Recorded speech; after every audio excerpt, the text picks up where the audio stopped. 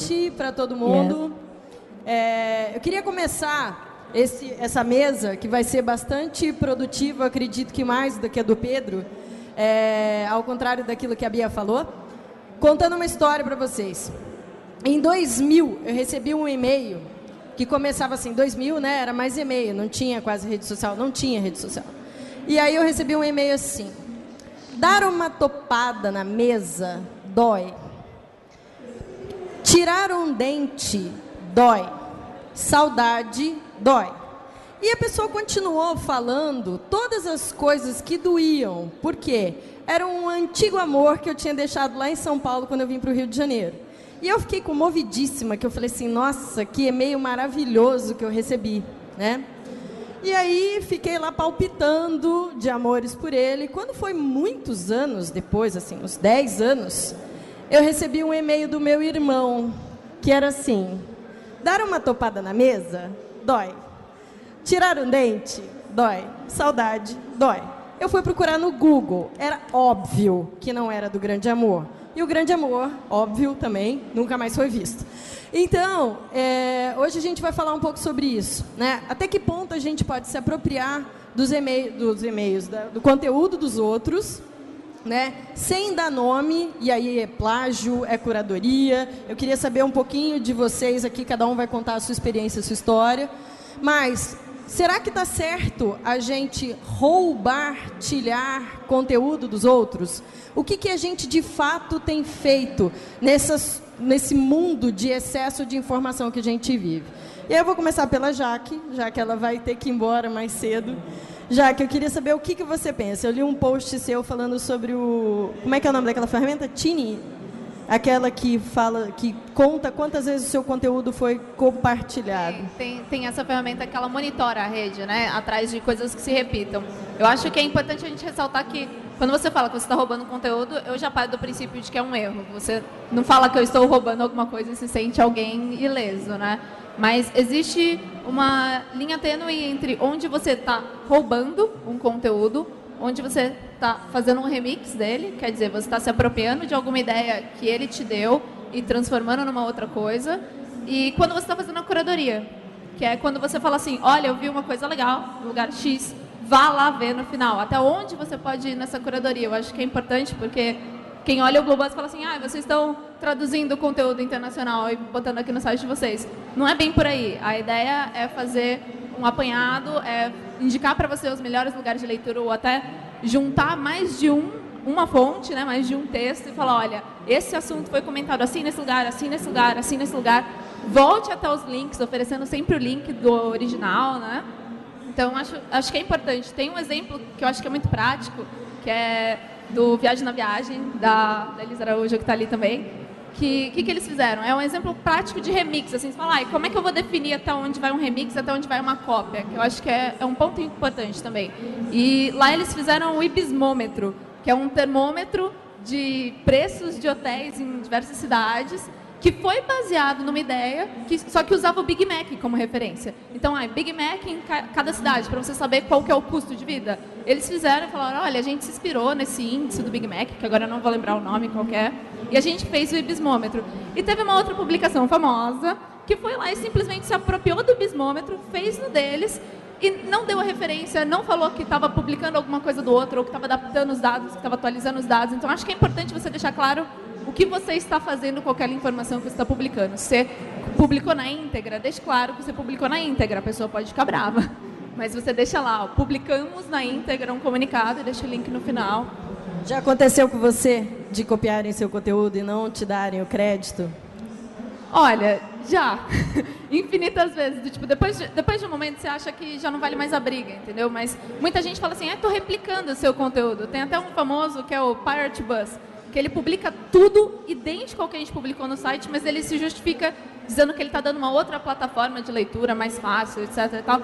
Você olha e fala assim, vou brigar com isso, sabe? Será que me impacta? No momento que começar a me impactar negativamente, eu acho que eu brigaria. Tipo, se estiver me roubando lucro financeiro, se estiver escondendo a minha autoria, aí você fala, pera, eu tenho um direito de autor aqui, você tem que referir meu nome, você tem que... se você estiver ganhando dinheiro com isso, é bom você parar ou me dar a minha parte.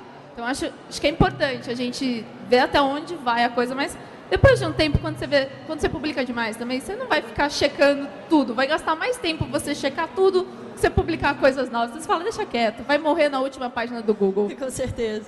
Cardoso, você já foi quibado? Hoje, provavelmente já. Hoje. É uma das coisas que eu aprendi, é que a gente, ou você é feliz, ou você procura no Google pelos seus textos. Porque você vai achar gente que te copiou o tempo todo, vai ser site grande, site pequeno, eles copiam textos na primeira pessoa, não importa, você conta, às vezes, uma coisa cara para você, uma coisa da sua vida pessoal, que faz parte do texto, eles copiam. Sem, às vezes, nem fazer alterações, não, né? Sem alteração. Daquele jeito que eu fui copiada por um homem que nem botou no masculino. Exato. E eu botava que eu tava chateada e ele tava chateada. Tem um caso clássico que ultrapassa as barreiras da esquizofrenia, que foi o Hemorroida. Na época que ele ainda tinha o blog pessoal dele, ele contava as histórias da vida, das aventuras dele com o irmão e etc. Um dia ele descobriu um cara de Niterói, aqui do Rio, que copiava todos os textos, cortava as fotos onde o hemorroida aparecia, mantinha tudo, inclusive o irmão.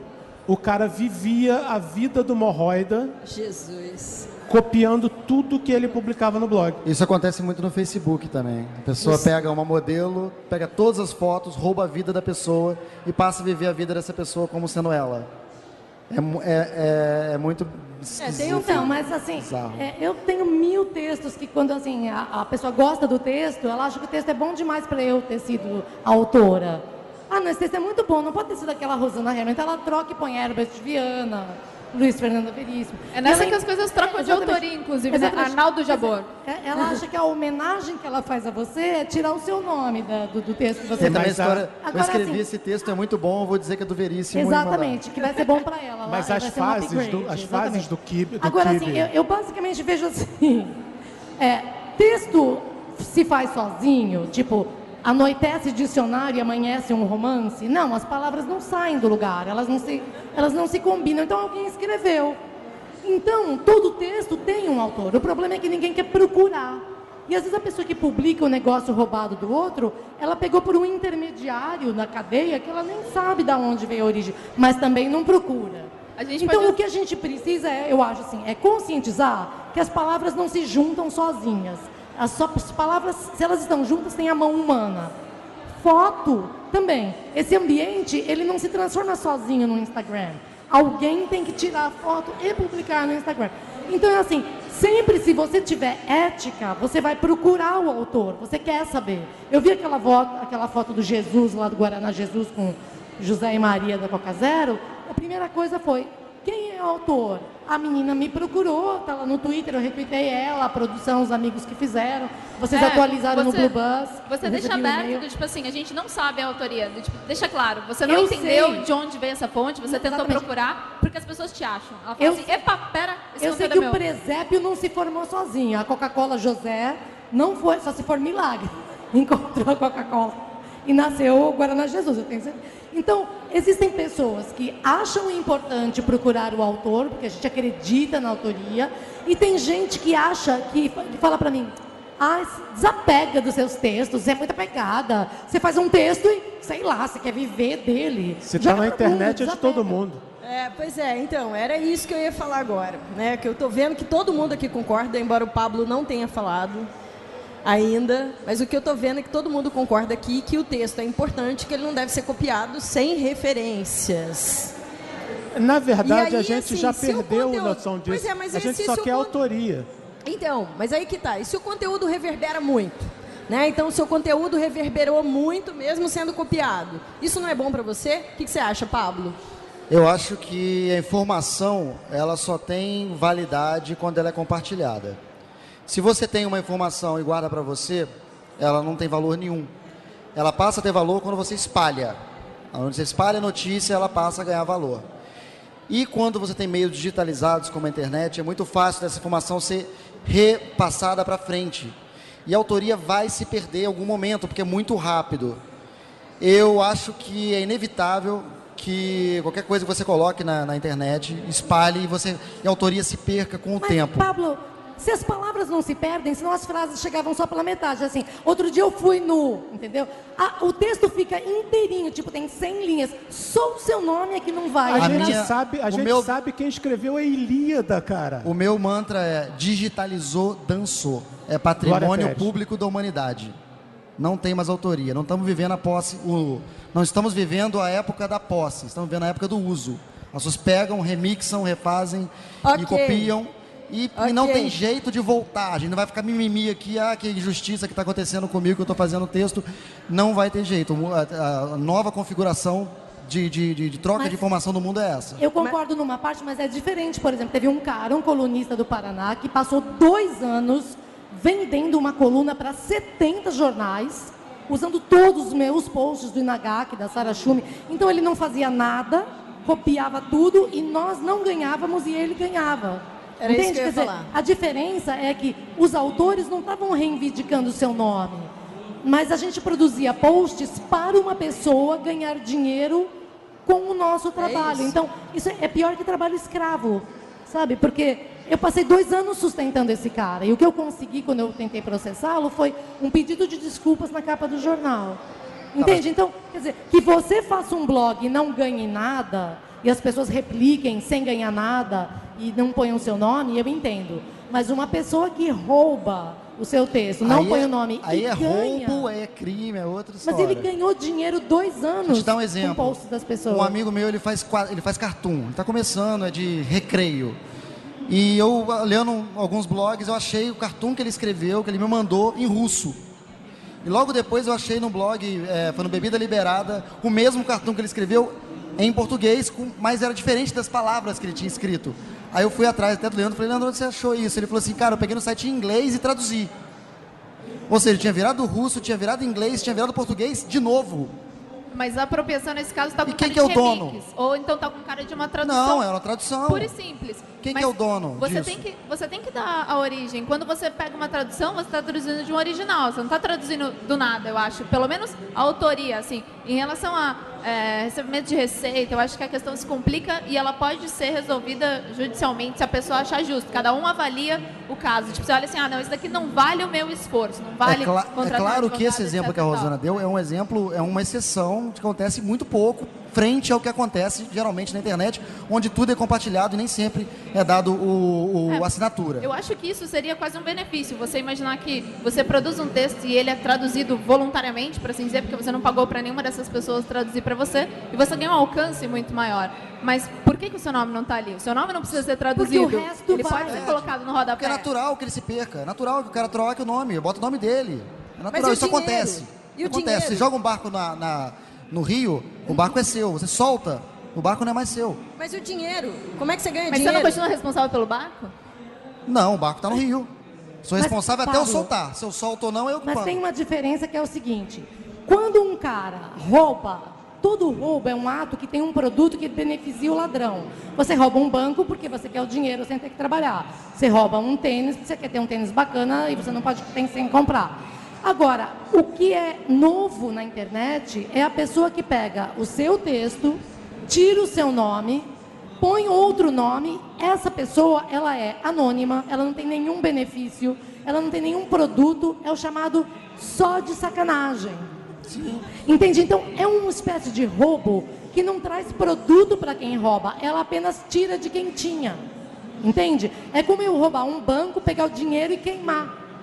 É inconcebível, porque alguém ficou sem dinheiro e você também não levou. E eu conheço Mas eu não casos. preciso achar justo para reconhecer que é um movimento inexorável.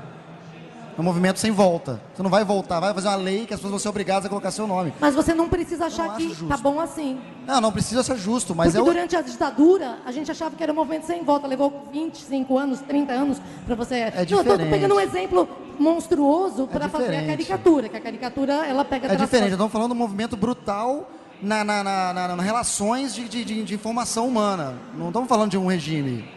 É outra coisa. Mas assim, o ser humano não nasce com ética. A ética não é do nosso DNA. A ética é aprendida pela civilização, assim como as regras da civilização. Mas a ética, ela é fluida também. Eu Tá, não acho que... Ela é permeável, ela é uma membrana permeável, mas ela Deixa não eu é... falar uma coisa para vocês. Existe uma maneira, né? O Google tem uma maneira de contar quantas vezes o seu conteúdo foi buscado e pagar por você, para você, a quantidade de vezes que o seu texto foi lido. Assim como também a Jaque postou uma ferramenta que tem como identificar quantas vezes o seu conteúdo foi copiado e aí colado, independente de onde, em blogs, e-mails ou no próprio Word para arquivo pessoal. E isso não acontece. Então, assim, vocês acham que isso seria uma maneira de reverter? Porque eu entendo a sua posição, Pablo, mas assim, o que me preocupa são muitos produtores de conteúdo. Hoje, as crianças de 10 a 12 anos, 69% dessas crianças é considerada produtora de conteúdo, porque eles colocam vídeos, colocam coisas na internet o tempo inteiro. Mas assim, e quem se paga com isso? Como você vive de produtor de conteúdo? Mas sabe o que acontece? Quem tem o poder consegue ter a justiça. É o pequeno que se fode. Porque a televisão, ela vai lá e liga para o cara do Google e fala... Dá para você tirar todos os meus vídeos que estão copiados da novela? Ou dá para você pegar o Ibope de todo mundo que botou e somar na minha conta? E o Facebook faz isso, o Google faz isso. Se você for uma emissora de televisão, para você a justiça acontece. Eu fui enquadrado Se você for uma pelo pessoa Google várias qualquer, vezes. não. Isso acontece quando você é grande, mesmo quando você não é emissora, mas quando você é grande. Se você é um humorista famoso... O Psy, aquele coreano lá do Gangnam Style, faturou mais de 8 milhões de dólares Exatamente. com isso. Mas, Porque ou seja... um monte de gente fez mashup dos vídeos dele, usando a música, que é registrada. O que o Google fez? Olha, você não pode usar essa música, então a veiculação de publicidade vai ser revertida para o autor original. Aí todo mundo passou a trabalhar para ele. Então, é um modelo maravilhoso, mas só funciona... Quem tem poder, justiça. É aquela famosa piada americana que o cara chega no advogado e ele pergunta: quanta justiça você pode comprar? Entende? Quem é poderoso, ou então acontece, por exemplo, você cria uma piada. Aí, sei lá, o Danilo Gentili usa essa piada, a piada é do Danilo Gentili. E se você usar, vai falar, filho da puta, roubando a piada do Danilo Gentili. Por quê? Porque a gente associa o poderoso é o dono. Se ele plagiar, ele passa a ser o dono.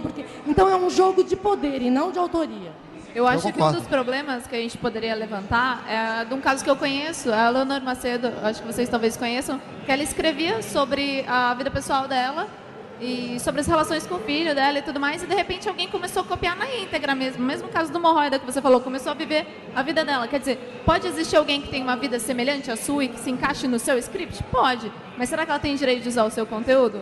E ela se sentiu tão usurpada por ver a história dela na figura de outra pessoa que ela simplesmente encerrou a publicação. Então, quer dizer, quem que perde? Todo mundo que não pode mais ler, porque ela fechou aquilo para o grupo de amigos dela. Ela falou, olha, ao invés de publicar num blog público, eu vou publicar em privado para os meus amigos do Facebook. Quer dizer, eu acho que é falta de dignidade. A pessoa é falta de dignidade. Eu tenho compaixão pelas pessoas que roubam, porque você rouba a vida do outro, a sua vida deve ser tão uma bosta. É um extremo. Você fala, ai, gente, eu preciso arrumar uma vida para mim, porque a minha não me serve. Vida de É um extremo. Por exemplo, eu vou fazer minha experiência pessoal. Eu faço mashup de vídeo. Então eu pego 2 filmes, os 2 têm direitos autorais reservados, eu misturo os 2, crio um terceiro, que na minha opinião é um conteúdo novo, mas na opinião do Google não. Aí o Google entra falando, você usou trechos de um vídeo que tem direitos reservados, antigamente eles tiravam som, agora eles só revertem a publicidade. Vamos colocar a publicidade no seu vídeo e quem vai ganhar é o dono do ar. Por mim tá pago, eu só não quero que tire o meu conteúdo do ar. Agora, claro que já aconteceu, inclusive do meu conteúdo, que é reservado, que tem direitos e que eu roubei, ser roubado de mim por outra pessoa. E eu só posso chorar. Mas você fez o primeiro remix. Eu fiz o primeiro remix. E aí? Mas a pessoa pegou e colocou uma coisa no final diferente. E aí eu sou culpado, eu sou inocente, eu sou produtor, eu não sou, eu sou ladrão, eu sou Robin Hood, quem eu sou? No caso do PSI, será que não eram remixes? Não foram remixes? Não, eram versões, só que usavam a trilha de áudio original. E o Google se prendeu a isso. O direito autoral da trilha de áudio original é Eu acho que o Google tem rabo preso Não com é marca, versão. né? Então a gente não pode também colocar, tipo, eu usei um som de fundo que era registrado, porque o Google vai se render ao poder das grandes marcas. Mas quando o Pablo fala sobre o remix dele, será que os trechos que você usou estavam autorizados para ter remix? Porque existe Creative Commons. Tem um caso que foi incrível, daquela música que fez sucesso há 3 anos atrás no mundo inteiro, que era do Edward, alguma coisa que ela... Lembra dessa música, Stereo Love? Essa música estourou, o cara ganhou uma fortuna. Aí um dia lá no Azerbaijão, gente, tem um velho ouvindo o rádio e falou: caraca, essa música é minha. A música foi gravada em 40 letras. O cara pirou, porque o cara era o autor, músico, que fez o... Era uma levada árabe. O cara pegou um avião, o cara foi atrás do Edward, foi na gravadora e falou: essa música é minha, eu sou autor da música. Mostrou todos os discos. Essa música foi gravada até em português aqui, por a Mônica Salmazo gravou essa música, original do Azerbaijão. E aí ele provou e o cara teve que dividir com o autor, o velhinho do Azerbaijão, toda a grana que ele arrecadou com Stereo Love. Então, mas isso foi bom para ele, então? Acabou sendo bom para ele, mas porque ele ouviu no rádio e foi procurar. Porque o cara botou assim, autor desconhecido. E o cara sabia que ele não fez a música. Cara, se você é músico, você sabe que as notas não se juntam sozinhas. Uma entendeu? sacanagem. Alguém teve a mão humana juntando. O cara também não foi procurar. O velhinho do Azerbaijão teve que gastar grana e ir atrás dos direitos. Um troço impressionante é que o brasileiro, a gente tem tão pouca...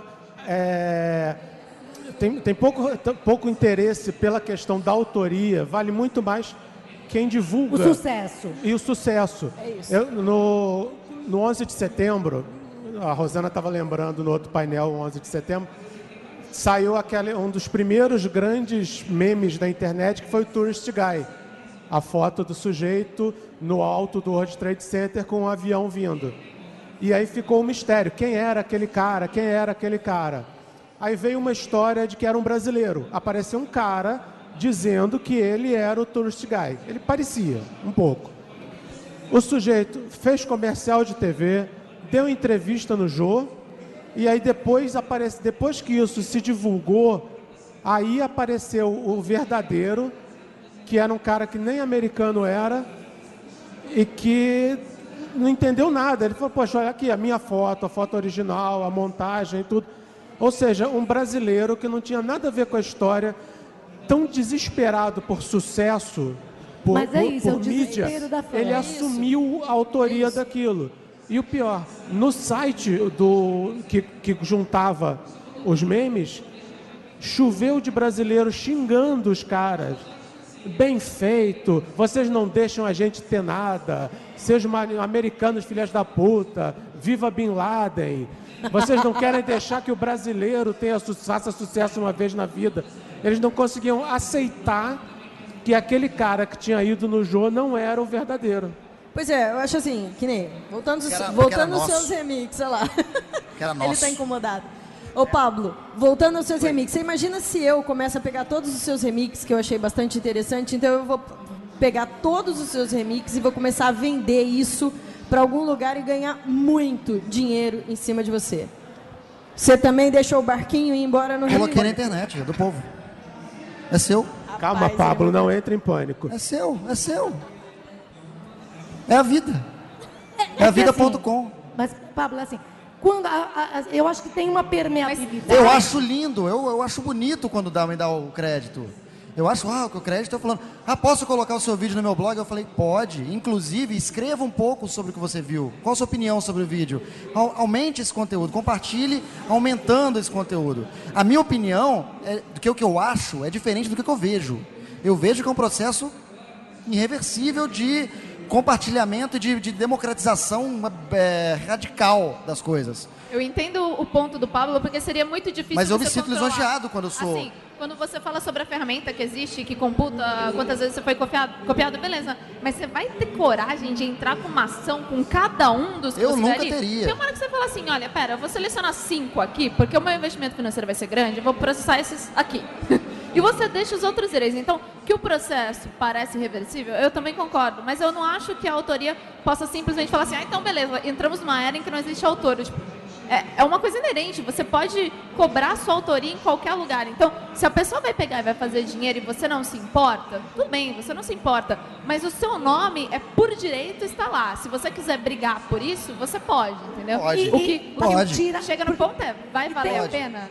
Tem uma Mas eu situação tô pensamento do diferente. século XXI. Não, e o que o Cardoso falou, é diferente quando a pessoa tira o seu nome, então é aquela coisa, se você correr atrás do ônibus, você economiza a passagem do ônibus. Se você correr atrás do táxi, você economiza muito mais. Você Já tiraram a minha vinheta e colocaram a vinheta no blog no final do meu vídeo. Tirar o seu e botar de outro, entende? É muita sacanagem com os dois. Também porque acho. o Jabor fica puto quando pega uns putatextos piegas de merda e bota o nome dele. Porque além de você estar tirando a autora, que é uma merda, você está atribuindo ao Jabor aquela merda. É o Jabor Entende? e o Pedro Bial, O Jabor né? e o Pedro Os Bial, dois. exatamente. Imagina se o Borges, Jorge Luiz Borges, Deixa eu dar um fosse outro vivo, exemplo. Tchau, ele ia Jaque, ficar obrigada. desesperado, que eles atribuem ao Borges uns puta poema ruim. Desde quando o Borges fazia versinho de quadrinha, entende? Então, quer dizer, é uma dupla sacanagem, porque você está fodendo o nome de um grande escritor, atribuindo ele a uma merda. Então, qual é a vantagem da pessoa que troca o nome? É isso que me intriga. O que me assusta é que teve um caso de uma garota que escreveu os textos, não queria, achou que ninguém iria ler, aí ela mesma colocou o nome, se eu não me engano, do Jabor ou do Veríssimo, coisa parecida, e o texto foi parar numa coletânea impressa com o nome do Veríssimo. As armadilhas, né? Veríssimo na internet também. também. É muita Veríssimo, falta de Jabor. confiança no Tem próprio um outro exemplo que eu quero dar aqui. Na TV também está começando a pegar o conteúdo da internet, jogando às vezes irresponsavelmente. Um dos que mais era culpado e aponta um dedo de plágio, de não dar conteúdo, de não dar autoria e tal, era o Pânico na TV. Quando eu fiz o vídeo do Dongo Dia de Fúria, me ligaram à produção, falaram, podemos usar, vamos dar crédito. Fizeram uma vinheta melhor do que eu tinha feito, colocaram meu crédito no início e no fim do vídeo. Então, eu não tinha o que reclamar, eu achei ótimo. Fiz um outro vídeo que era sobre o Tiririca usando o filme do Lula. Não deram crédito nenhum. É a vida. Então, eu tenho uma teoria que eu até no YouPix eu expus, que é o seguinte: como você fala assim, a gente não consegue mudar isso, eu acho que tem a superstição, é um conhecimento popular que todo mundo adere sem ter lógica nenhuma. Tipo, porra, não abre o guarda-chuva em casa que sua mãe vai morrer, né? Assim, não tem esse negócio? Não passa embaixo da escada que, puta, quebrou um espelho, caralho, 7 anos de azar. É uma superstição sem fundamento que funciona. Foi assim que proibiram o escravo de tomar leite, falando que manga com leite matava pro escravo. Manga tem pra caralho, leite era só pro senhor da senzala.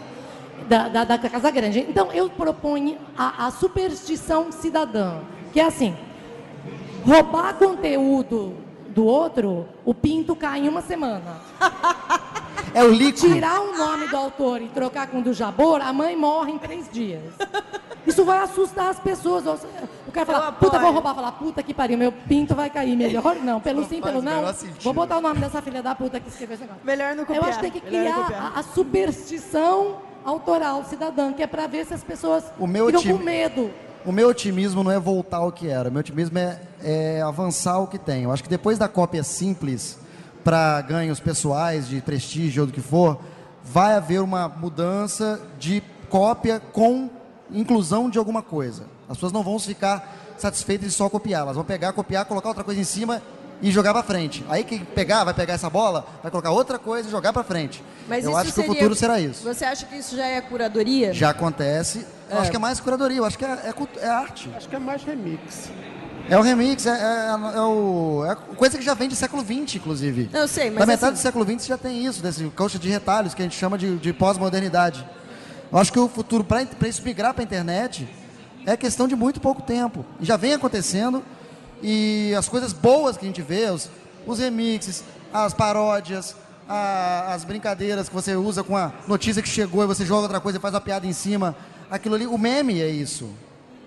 Né? É muito mais interessante você pegar. Você às vezes se sente muito mais realizado contribuindo com o meme do que copiando, simplesmente trocando. Acho que você vai perder vai perder a graça com o tempo. Minha Mas opinião. É diferente, porque, minha opinião. assim, eu estava lendo um texto que eu achei incrível do Quine, ele diz: a linguagem é uma arte social.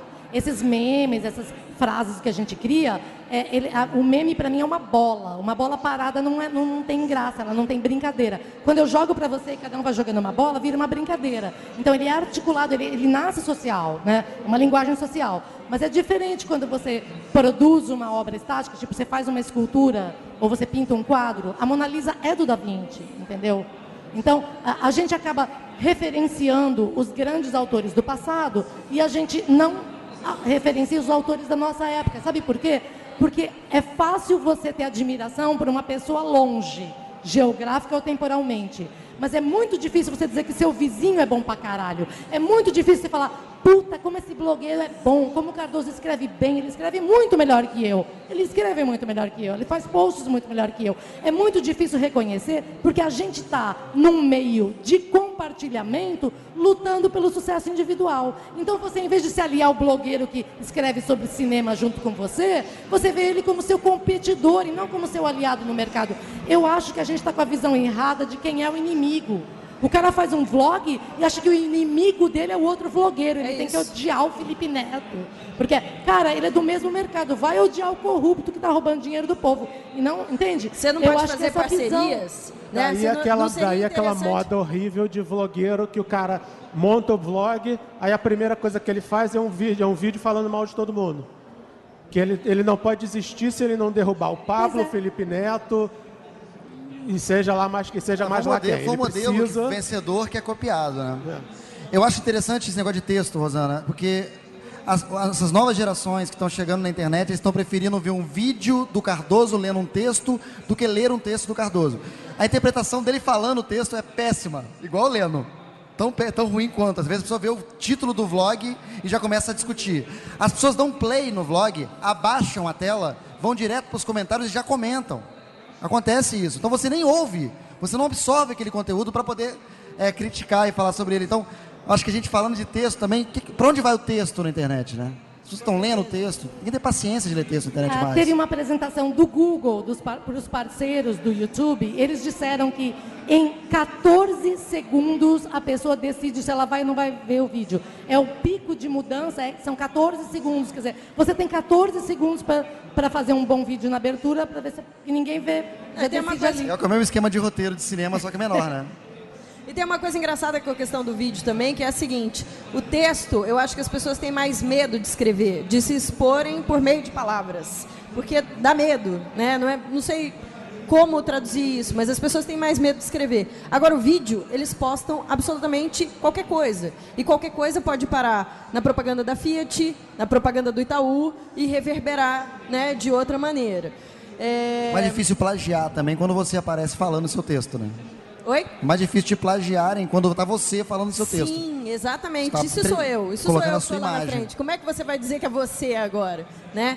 Mas mesmo assim, tem blogs famosos, sem citar nomes ou comidas árabes, tem blogs famosos que durante muito tempo pegavam vídeos populares, vídeos de pegadinhas e etc., botavam a moldura e soltavam. Então, não interessa para ele, não interessa para quem só quer a quantidade, a autoria. A autoria se torna uma coisa implícita, porque se saiu num blog muito famoso, aquela coisa é do blog famoso. Então, mas assim, eu acho uma falta de generosidade. Se você é uma pessoa que já está rica, já é famosa, já tem tudo. Ninguém é rico e famoso o suficiente. Oi? Ninguém é rico e famoso o suficiente. É não, isso mas também. O que custa você dizer: olha, essa ideia eu vi na gringa e achei super legal e estou fazendo aqui. Assim, o que custa, entende? Não é assim que você não pode, mas o que custa é que nem dizer obrigado. Você pode, se a manobrista te entrega o carro ou o garçom bota a comida na sua mesa, você pode comer a comida sem dizer obrigado, mas o que custa você dizer para o garçom: puta, muito obrigado. O que custa você dizer: puta, estava muito bom. Isso aconteceu comigo hoje. Eu fui comer no Garota do Flamengo. E o cara me tratou tão bem, estava tão gostoso. Eu falei, puta, eu queria dizer para alguém que estava demais esse bife que eu comi. Para quem que eu agradeço? Entende? Eu não sou obrigada a dizer isso, mas o mundo à sua volta melhora quando você agradece. Fala, cara, queria agradecer o cara que fez esse vídeo porque tá do caralho, eu vou usar um pedaço. Já Ah, e se vieram você me dá criticar, crédito? já vieram me criticar porque eu tenho mania, às vezes, de quando alguém me manda alguma coisa muito legal no Twitter, eu retuito, ou, às vezes eu reescrevo a história, reescrevo para definir melhor a coisa e coloco no final, via fulano, @fulano. Vieram reclamar, mas se você colocar esse @fulano, você está diminuindo o espaço para RT, você não vai conseguir tantas mentions quanto ganharia de outro jeito e não sei o quê. E às vezes, o cara, o cara só tem 5 followers, para que você reconheceu a Pois autoria? é, aí você está compartilhando o conteúdo dele, levando para milhares de pessoas e ele está reclamando porque ele tem 5. Não, geralmente não, são terceiros que reclamam. É engraçado que a gente não pensa que todo mundo já teve 5 followers na vida, né? Mas o YouPix não está sempre procurando no site quem é o autor, como começou o meme, para entender um movimento. Porque aí você traz a pessoa, ela vem dar uma palestra, dizer como é que ela pensou. Quer dizer, você conhecer o autor é você falar, cara, que demais essa ideia, achei legal, cara, sabe? Você está roubando da pessoa, às vezes, o momento mais legal da vida dela. Porque uma pessoa que, às vezes, nem pensa em ser famoso, mas ela faz um negócio que é do caralho. E, de repente, ela descobre que 10 milhões de pessoas gostaram daquela foto. Você não acha que é bacana para ela receber aquele reconhecimento e falar, meu, eu achei demais o presépio. Puta ideia criativa, sabe? Isso não tem a ver também com a liberdade? Porque assim, se a liberdade na internet é justamente essa, a gente permitir que as pessoas conheçam, né, o que nos inspira, afinal de contas, assim, o que é que nos inspira? A gente é inspirado por tudo o tempo inteiro, um Twitter, um post no Facebook, algum blog que a gente lê. Isso tem a ver com a liberdade também, não é? Quando você dá crédito para a pessoa, você está permitindo que o outro tenha liberdade de saber mais coisas. Fala assim, olha, o Pablo não faz só esse vídeo, ele faz esses outros centenas de vídeos que são bacanas.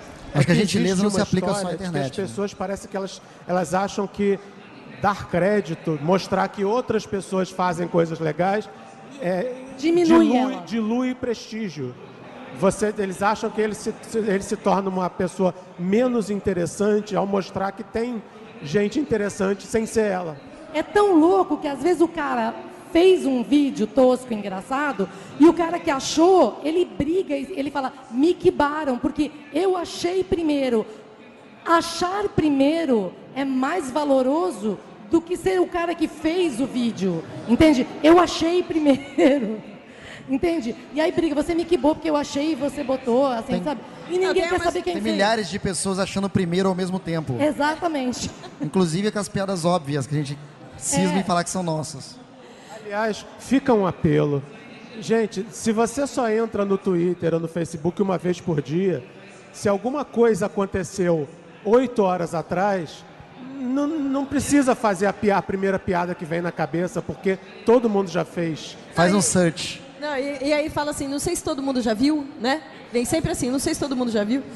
Mas tem casos curiosos que eu acho que são bem sucedidos quando as pessoas dão crédito, né? Então tem um cara lá na Grécia e eu comecei a conversar com o cara por acaso. E eu acompanho o blog dele diariamente, chama The Curious Brain. O cara é fabuloso, ele é um curador de conteúdo. Então ele pega tudo que tem de mais legal, de imagens, de vídeos, de slideshares, apresentações. E é só isso, não tem texto no blog dele, não tem texto nenhum. Mas ele dá fonte. Ele dá fonte, ele dá fonte. E assim, eu comecei a conversar com ele antes daquele período ruim que a Grécia passou e tal. E agora eu fiquei sabendo que ele está empregado numa das maiores agências da Grécia por conta do blog. Então, assim, o cara tinha um trabalho, chegava em casa e ia fazer curadoria. Então, assim, ele era o cara que dizia para as outras pessoas aquilo que era legal. E isso é muito bacana, porque, assim, eu continuo vendo e as coisas, de fato, parece que acontecem lá primeiro. Talvez porque o sol apareça lá primeiro. Mas quando chega, eu falo assim, nossa, isso é genial, né? E aí eu vi primeiro, mas não por isso, mas porque... Mas nenhum curador rouba ou subtrai a autoria. Pelo contrário, a pessoa que faz curadoria... Mas ele se deu bem por causa disso. Então, assim, ele fez uma curadoria bacana e os caras enxergaram que ele tinha um potencial de enxergar primeiro que as outras pessoas não estavam vendo. Né? Isso dá muito certo. Vamos abrir para pergunta, então? Já tem? Ah, então tá. Quem tem pergunta? A mamãe da Alice. A mãe da Alice.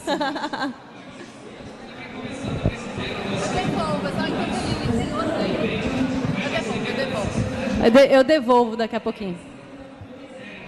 Oi. São 3 perguntas rápidas. 2 para todo mundo, uma para o Pablo. Uma pergunta para todo mundo. Ninguém citou lei de direito autoral. É porque foi no painel antes. Beleza, não estava aqui. É porque foi no painel mais importante. Tá, falou. Foi o painel mais importante. Eu queria saber se vocês acham que tem relevância uma lei sobre isso. Segunda pergunta. Roubo de autoria só dói quando dói no bolso? Porque vocês falaram muito de gente ganhando dinheiro em cima do conteúdo de outras pessoas. Né? E a dor emocional também de ser roubado.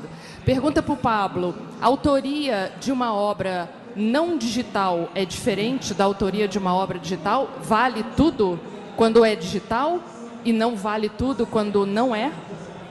Quem vai? Não vale do mesmo jeito. Eu já conheci um cara que eu desfiz uma amizade de anos, que eu descobri que ele pegou um livro de um cara e roubou e publicou com o nome dele. Eu acho isso de um calibre, de um grosso calibre de falta de tudo que alguém pode fazer. Roubar um livro da pessoa. Então não precisa ser digital para fazer uma coisa. Acho que né? Você escrever um livro inteiro, o cara vai lá e rouba. Mas, para mim, o que dói, como autora, quando eu vejo um texto que foi embora e eu perdi a autoria, eu já tentei recuperar e não consegui nunca mais, é que se tivesse ido com o meu nome junto, quantas possibilidades na minha vida eu poderia ter tido? Quantas pessoas poderiam ter me contratado para fazer coisas bacanas?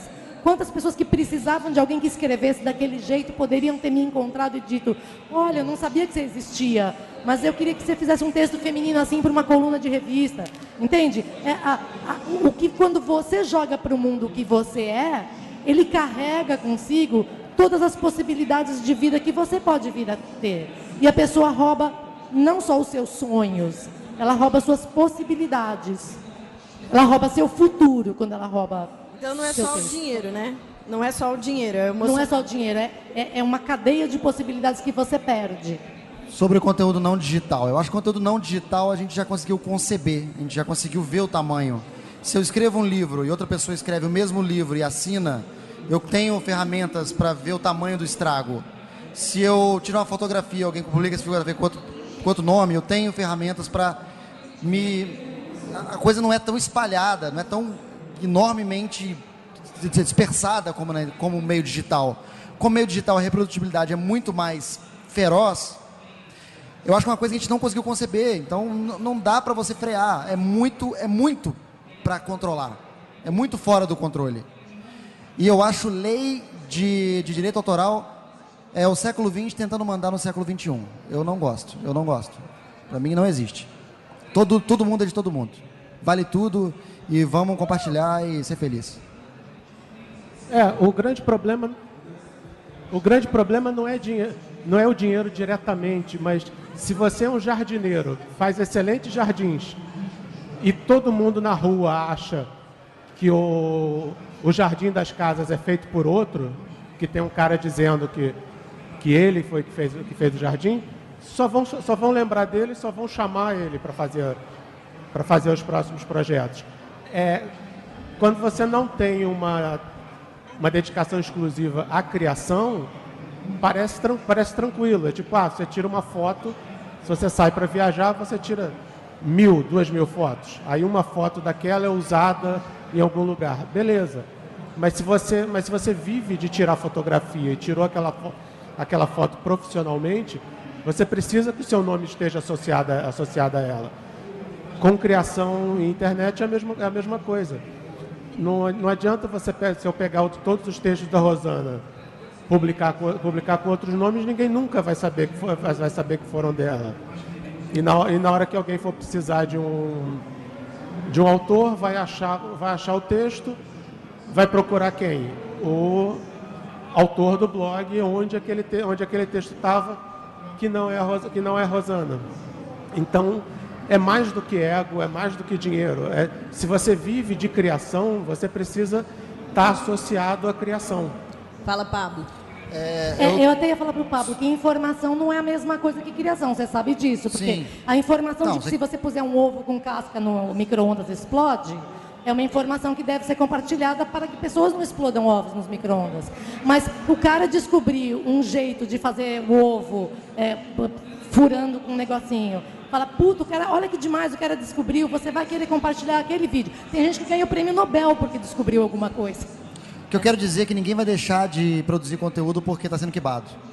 As pessoas vão parar de escrever, não vão parar de escrever. Não vão parar de fazer vídeo, não vão parar de fazer vídeo. Fiquem tranquilos. A coisa vai mudar, o pensamento vai mudar, o paradigma é outro.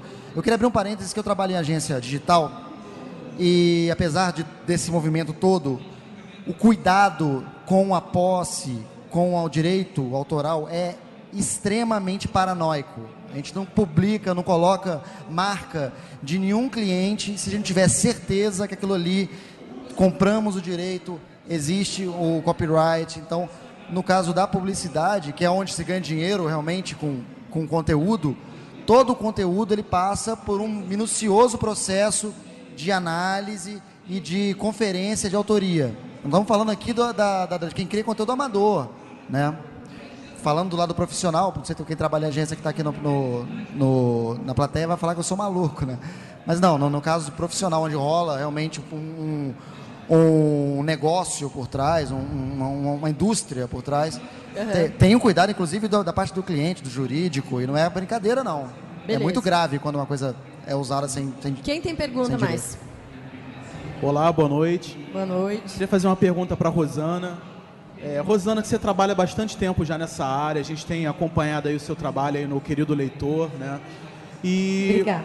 né, a minha pergunta é a seguinte: hoje na internet é muito difícil você fazer principalmente você que é uma formadora de opinião, você fazer um post, às vezes um desabafo, às vezes colocar um fato que seja realidade, porque hoje as pessoas estão muito griladas, tudo vira processo, a pessoa não gosta, já entra em contato. Como é que fica o seu trabalho hoje, por exemplo? Sei que tem um número enorme de acessos e, com certeza, também de muita gente que, de repente, não gosta de algum texto ou de alguém que se sentiu prejudicado ou que acha que se sentiu prejudicado por alguma postagem. Como é que fica? Quando você se sente intimidado, por exemplo, por alguma publicação, você retira isso ou você tem um respaldo, por exemplo, do R7? Como é que funciona a questão em relação a postagens que você venha fazer sobre alguma empresa ou alguma pessoa, enfim, celebridade? Então, a internet, ela é um fluxo. Ela é tão dinâmica que ela é um fluxo. Não existe raciocínio estático na internet. É que nem você entrar numa avenida. A diferença entre você cruzar uma esquina e parar e você entrar numa highway. Você tem que entrar acelerando para entrar no fluxo de todo mundo. E na internet, tudo que você cria, pode ser um perfil no Twitter, um blog, tanto faz. Imediatamente, aquele organismo ele passa a ser vivo, ele contém não só você e suas coisas, mas toda a comunidade que lê, que absorve, que remixa, que comenta. E esse organismo, você perde o controle sobre a sua criação. Você não é mais dono daquilo. Você cria um espaço, o espaço faz sucesso, você já não pode falar mais qualquer coisa, porque é qualquer coisa mais a responsabilidade de todas as coisas. Então, por exemplo, teve uma lavanderia que teve um bate-boca no Facebook que todo mundo publicou. E só eu fui processada por uma lavanderia homônima, que não tinha nada a ver com a história. Mas essa pessoa postou no Facebook: você vai ver o dinheiro que eu vou tirar da Record. Eu não sou da Record, eu não trabalho na TV, eu trabalho no R7, que é um portal. Mas para ela, eu sou a segunda maior emissora do Brasil. Então eu vou processar a Rosana porque eu vou ganhar um dinheiro da Record. Você entende como funciona? Eu não sou mais dona do que eu faço. Eu sou o que as pessoas me veem. Eu sou o que elas me leem. E eu não posso me isentar disso. Então, quando eu falo no meu Twitter, que não tem nada a ver com a Record, com a R7, com o plano, é meu, não é mais meu. Porque a pessoa me vê como, o que eu estou dizendo aqui é a gerente do R7 que está dizendo, entende? Então, você só tem direito mesmo sobre alguma coisa que você fez. A autoria é tudo que te restou. Todos os seus espaços públicos estão perdidos no momento em que você responde por eles e tudo que acontece com eles. Agora, se eu sou processada por tudo que eu não fiz e pago o preço de tudo que eu acertei com inveja, com raiva, porra, eu não posso nem ter o direito de colher um mínimo fruto da autoria que eu quero para mim? Então, é injusto por isso, porque eu não sou dona do meu blog, eu não sou dona do meu Twitter, eu não sou dona de nada. Eu não sou dona da imagem que veio de mim. Se eu fizer uma cagada, todo mundo posta uma foto, eu não sou dona de nada. Eu só queria ser dona das coisas que eu escrevo e, bem ou mal, pagar por elas e receber por algumas. A gente tem tempo para uma última perguntinha. Última? Última mesmo. A não ser que você queira fazer uma finalização por aí, daí eu deixo com você. Então, eu acho que eu ia dar 2 minutinhos, assim, para cada um fazer um fechamento, pode ser? Eu já fechei. Silvia, Quer muito fazer pergunta? Pode ser? Faz. Para o Pablo, para a Rosana. Post pago. Eu acho que a gente está brigando sempre por conteúdo, aí a pessoa vai e coloca um post pago com conteúdo de merda. E dizendo que aquele conteúdo é bacana, e não é. Então, eu acho que quando a gente briga por conteúdo, eu acho que o vlogueiro, sei lá quem for, também tem que lutar para não ser contaminado por aquilo e não acabar com o próprio mercado dele. Então, queria saber de vocês o que vocês acham disso. Eu acho que conteúdo ser bacana ou não é uma coisa muito subjetiva. Tá? Ele pode ser bacana para mim e não ser bacana para você. Geralmente, quando a empresa contrata um blogueiro, ele acredita que o público daquele blogueiro vai achar aquilo ali bacana. Eu não vou vender uma coisa que não tem nada a ver... Vamos colocar assim, um blog de humor, eu não vou vender uma coleção de drama. Tá? Eu tenho que saber qual é o público daquele blogueiro para poder trabalhar com ele. Post pago é uma coisa que já está caindo, tá? Não, a gente não está usando mais não. O que a gente está fazendo é ou entregando para esse blogueiro uma experiência, onde ele vai poder criar um conteúdo em cima dessa experiência, um conteúdo completamente autoral, novo e que tenha a ver com a personalidade dele. Que na verdade não estou comprando espaço, eu estou comprando ele também. Eu estou comprando o jeito dele se comunicar. O espaço dele, para mim tem pouco valor. Apesar do cara ter 1 milhão de views no blog dele, se ele não escrever como ele escreve, para mim não tem valor nenhum. O que eu quero é dar para ele inspiração, a gente falou de inspiração aqui, para que ele produza um conteúdo inédito, agradável, divertido, que se comunique com o público dele e que venda uma coisa que seja interessante para o público dele. Então, eu acho que você está fazendo, parando o seu blog para falar de uma coisa que você não acredita, que seu público não compra. Cara, quem está errado é quem te contratou, não é você. E de resto, ninguém gosta de propaganda e todo mundo assiste televisão. Então, o projeto de weblog é propaganda do início ao fim. É isso. Meu weblog é só propaganda. Eu faço propaganda do primeiro minuto ao último minuto. Por que as pessoas não reparam que é propaganda e não reclamam que é propaganda? Porque aquilo vem de maneira fluida. Ela foi projetado para ser colocada propaganda dentro. Não foi uma coisa que eu parei. Eu estou falando aqui da minha vida, agora vamos parar para falar da TechPix. Não. O programa é sobre a TechPix. Então não tem como falar que não é publicidade forçada, sabe? Então, a propaganda sempre vendeu espaço, né? Tempo e espaço, metro por centímetro quadrado e tempo na TV. E na internet as pessoas compram público, elas compram gente. O Facebook vende, se eu quiser falar assim, eu quero falar com 5 mil pessoas que gostam de voleibol, porque eu quero vender para elas um programa de voleibol que eu vou passar na TV. Ela vai te vender 5 mil pessoas que gostam de voleibol. Entende? Então, hoje você vende comportamento, você vende gente mais likes e comportamento, você vende o que ela gosta. Então, você deixou de vender espaço, passou a comprar atenção de pessoas. Muito bom. Gente, Cardoso, Pablo, Rosana, muito obrigada. Eu queria uma salva de palmas bem radical para o melhor painel. Cadê? Chupa, Bia. O melhor painel do dia de hoje, tá, Bia? Valeu, pessoal. Obrigada por vocês. Não, o outro era importante, era o mais importante o painel, porque sem aquele painel a gente não pode discutir nada disso, entendeu? Era esse o contexto, tá? É verdade. Obrigada, pessoal. Obrigadão.